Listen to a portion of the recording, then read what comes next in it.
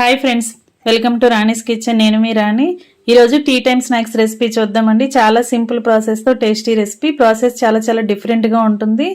అంతేకాకుండా స్నాక్స్కి టేస్ట్ అనేది చాలా బాగుంటుందండి. నాన్ వెజ్ ఇష్టం ఉన్న వారికి ఈ రెసిపీ అనేది ఖచ్చితంగా నచ్చుతుంది. మీ అందరూ కూడా వీడియోని ఫస్ట్ నుంచి లాస్ట్ వరకు చూడండి. మధ్యలో స్కిప్ చేయకుండా చూడండి. అలాగే ఛానల్ని ఫస్ట్ టైం వాచ్ చేసిన వారు సబ్స్క్రైబ్ చేసుకుని పక్కనే ఉన్న బెల్ ఐకాన్ని కూడా టచ్ చేయండి. ఇక ప్రాసెస్ స్టార్ట్ చేద్దాం. ఒక మిక్సింగ్ బౌల్ తీసుకుని 1 కప్పు నిండా గోధుమ పిండి వేసుకోండి. ఇప్పుడు టేస్ట్కి సరిపడా సాల్ట్, చిటికెడు పసుపు కూడా వేసుకుని 1 టేబుల్ స్పూన్ ఆయిల్ వేసుకోండి. పసుపు, ఉప్పు, ఆయిల్ కూడా పిండికి పట్టేంత వరకు బాగా పిండిని రఫ్ చేస్తూ కలుపుకోండి. ఆయిల్ అంతా కూడా పిండికి బాగా పట్టాలి.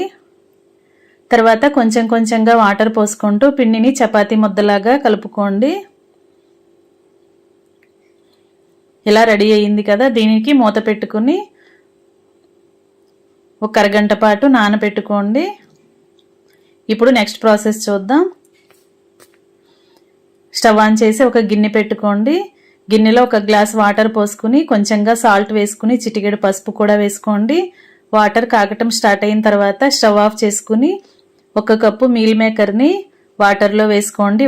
5 నిమిషాలు పక్కన పెట్టుకున్నట్లయితే వేడి నీళ్ళల్లో మీల్ మేకర్ అంతా కూడా బాగా నాని ఉంటాయి. 5 నిమిషాల తర్వాత అవన్నీ కూడా స్ట్రైనర్లోకి వడగట్టుకోండి. వాటర్ అనేవి ఏమీ లేకుండా మీల్ మేకర్ని గట్టిగా ఒత్తుకున్నట్లయితే వాటర్ అన్నీ కూడా కిందకు వచ్చేస్తాయి. ఈ విధంగా నేను చూపించిన విధంగా చేసుకోండి. మీల్ మేకర్లో వాటర్ అనేవి ఏమీ ఉండకూడదు. ఈ విధంగా ప్రెస్ చేస్తూ నొక్కినట్లయితే దానిలో ఏమైనా ఎక్సెస్ వాటర్ ఉంటే అవన్నీ కూడా గిన్నెలోకి వచ్చేస్తాయి. ఇప్పుడు వీటిని ఒక ప్లేట్లో పెట్టుకుని చల్లారి పెట్టుకోండి.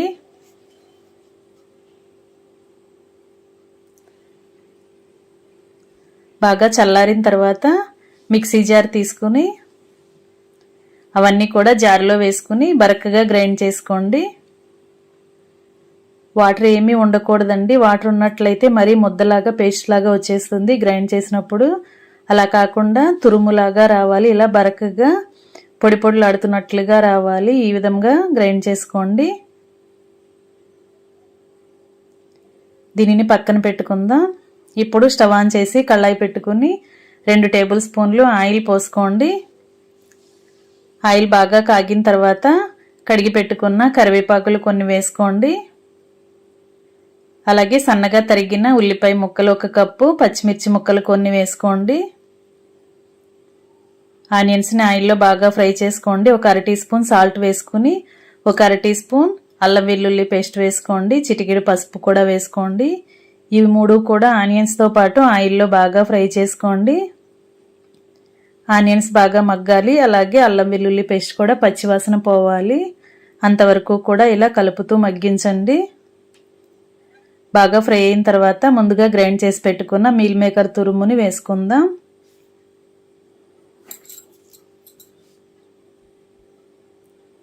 ఇదంతా కూడా ఆనియన్స్తో పాటు బాగా కలుపుకుని ఫ్రై చేసుకోండి.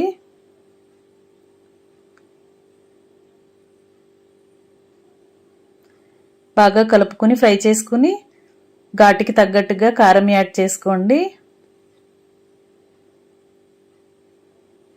ఈ కారం అంతా కూడా కర్రీలో కలిసేంత వరకు బాగా కలుపుకోండి. 1 అర గ్లాస్ వాటర్ పోసుకున్నట్లయితే మనం వేసిన ఉప్పు, కారం అంతా కూడా మీల్ మేకర్కి బాగా పడతాయి. వాటర్ పోసుకుని గరిటెతో కలుపుకుంటూ ఉడికించండి. వాటర్ అన్నీ కూడా ఎగిరిపోయి కర్రీ ముద్దలాగా దగ్గర పడేంత వరకు ఉడికించండి. తర్వాత ఒక గుడ్డును తీసుకుని ఎగ్ తీసుకోండి. దానిని ఇలా బ్రేక్ చేసుకుని కర్రీలో వేసుకోండి.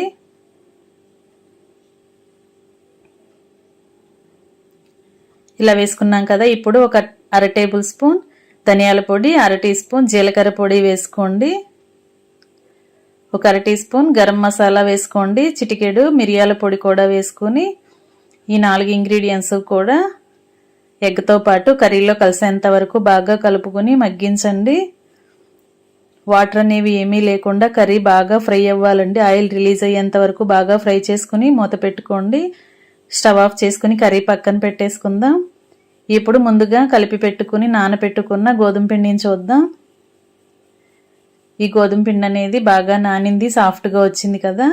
ఇప్పుడు పిండిలో నుంచి ఒక చిన్న పిండి ముద్దని తీసుకుని చపాతీలాగా ఒత్తుకోండి. ఇలా వీలైనంత పల్చగా చపాతీని ఒత్తుకోండి. చపాతీ పీటకి పొడి పిండిని అప్లై చేసి చపాతీని ఇలా రోలర్తో బాగా సాగుతున్నట్లుగా చేసుకోండి. మరీ పల్చగా ఉండకుండా మందంగానే చేసుకోండి. పిండి బాగా నానినట్లయితే ఇలా సాఫ్ట్గా వస్తుందండి. ఇలా బాగా రోల్ చేసుకున్న చపాతీ ప్రెస్ చేసుకున్నాం కదా, ఒత్తుకున్నాం కదా.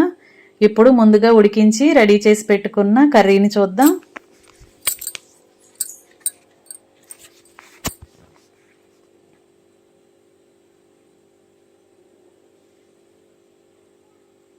మనం రెడీ చేసి పెట్టుకున్న కర్రీని అలా చపాతీ మీద పైన అంతా కూడా మొత్తానికి చపాతీ అంతా కర్రీ వచ్చేంత వరకు ఇలా చేత్తోనే పలుచగా చేసుకోండి. ఒకే చోట ముద్దలాగా కాకుండా మనం చేసుకున్న చపాతీ సైజ్ అంతా కూడా కర్రీ మొత్తం పూర్తిగా సరిపోయేలా పెట్టుకోండి.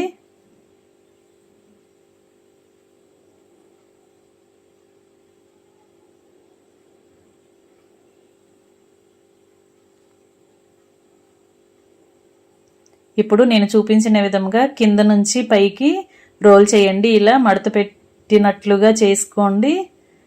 ఎంత వీలైతే అంత టైట్గా చేయండి.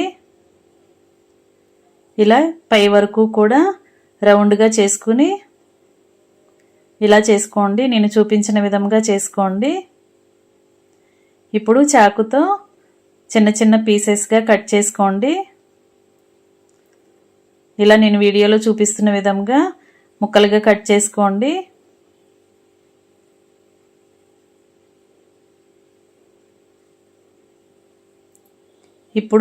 ఇప్పుడు ఒక్కొక్క పీస్ని తీసుకుని ఇలా 2 వేళ్లతో కిందకి ప్రెస్ చేస్తున్నట్లుగా చేసుకున్నట్లయితే ఇలా అప్పడంలాగా వస్తుందండి. ఇలా ఒత్తుకోండి. మరి ఎక్కువగా నొక్కారంటే కర్రీ అంతా బయటకు వచ్చేస్తుంది. అలా కాకుండా లైట్గా 2 వేళ్లతో ప్రెస్ చేసుకుని ఇలా చేసుకుని ప్లేట్లో పెట్టుకోండి.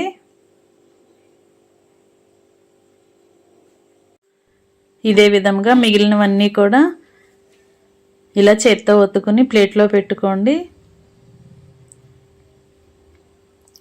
అలా మనం కలిపి పెట్టుకున్న పిండిని అలాగే ఉడికించి పెట్టుకున్న కర్రీని కూడా ఇదే ప్రాసెస్తో రెడీ చేసి ఆ పీసెస్ అన్నీ కూడా ప్లేట్లోకి సర్ది పెట్టుకోండి.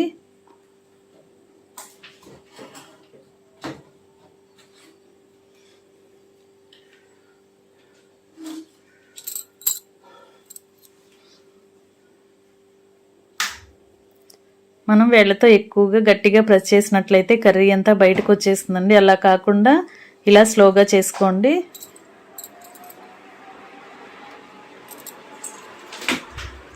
ఇలా ఇవన్నీ కూడా రెడీ అయ్యాయి కదా. ఇప్పుడు ఒక గిన్నెని తీసుకుని దానిలోకి ఒక ఎగ్ తీసుకుని ఇలా బ్రేక్ చేసి వేసుకోండి. ఇదంతా కూడా స్పూన్తో బాగా బీట్ చేసుకోండి. ఇలా ఎల్లో ఎగ్ వైట్ ఎగ్ కూడా మొత్తం కలిసిపోయేంత వరకు బాగా బీట్ చేసుకోండి. ఇప్పుడు స్టవ్ ఆన్ చేసి కళాయి పెట్టుకుని డీప్ ఫ్రైకి సరిపడా ఆయిల్ పోసుకోండి. ఆయిల్ కాగిన తర్వాత మనం చేసి పెట్టుకున్న పూరీలను అలా ఎగ్లో డిప్ చేసి ఆయిల్లో స్లోగా వేసుకోండి.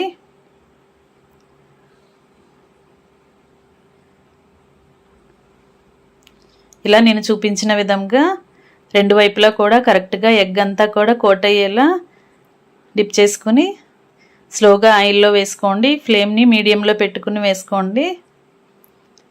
ఇలా మొత్తం మనం కట్ చేసి ప్రెస్ చేసుకుని పెట్టుకున్న పీసెస్ అన్నీ కూడా అలా ఎగ్లో డిప్ చేసి అలా ఆయిల్లో వేసుకుని డీప్ ఫ్రై చేసుకోవటమే.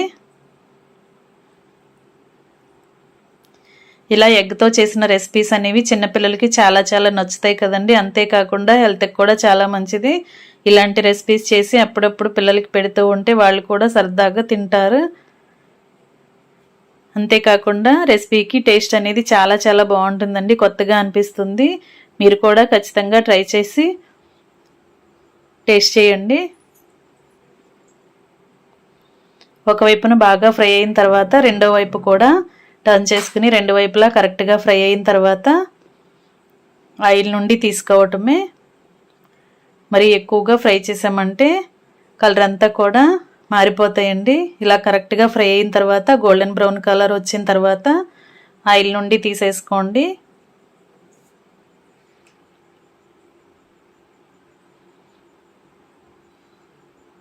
చిన్నపిల్లలే కాదండి, పెద్దవారు కూడా చాలా ఇష్టంగా తినవచ్చు, అంత కమ్మగా ఉంటాయి. ఇలా కరెక్ట్గా డీప్ ఫ్రై అయిన తర్వాత ఆయిల్ నుండి తీసేసుకోండి.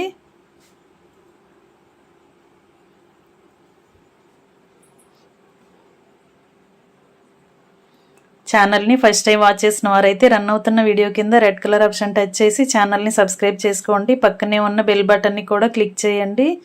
అప్పుడే నేను పెట్టబోయే రెసిపీస్ అన్నీ మీ ఫోన్కి డైలీ నోటిఫికేషన్కి వస్తే ఏ రోజు రెసిపీ ఆ రోజు ఓపెన్ చేసి చూడండి. రెసిపీస్ కానీ ప్రాసెస్ కానీ నచ్చినట్లయితే మీరు కూడా కుక్ చేసి ఫ్యామిలీకి సర్వ్ చేయండి. అలాగే వీడియోకి లైక్ చేయటం మాత్రం మర్చిపోకండి. ఇదే విధముగా మిగిలిన వాటిని కూడా ఎగ్లో డిప్ చేసి అలా ఆయిల్లో వేసుకోండి.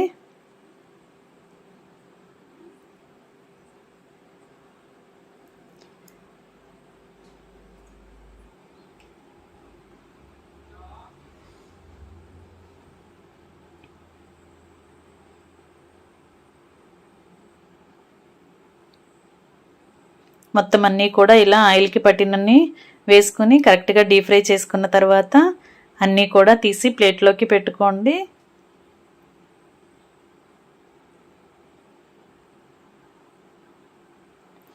ఇంకా రెడీ అయిపోయండి చాలా టేస్టీగా ఉండే ఎగ్ స్నాక్స్ రెసిపీస్. మీ అందరికీ కూడా నచ్చినట్లయితే లైక్ చేయండి. వీడియోని మీ ఫ్రెండ్స్కి ఫ్యామిలీ మెంబర్స్కి షేర్ చేయండి. మీరు కూడా కుక్ చేసి పిల్లలకి సర్వ్ చేయండి. ఛానల్ని సబ్స్క్రైబ్ చేసుకోండి. మరొక రెసిపీతో మళ్ళీ కలుద్దాం. Thanks for watching. నేను మీ రాణి.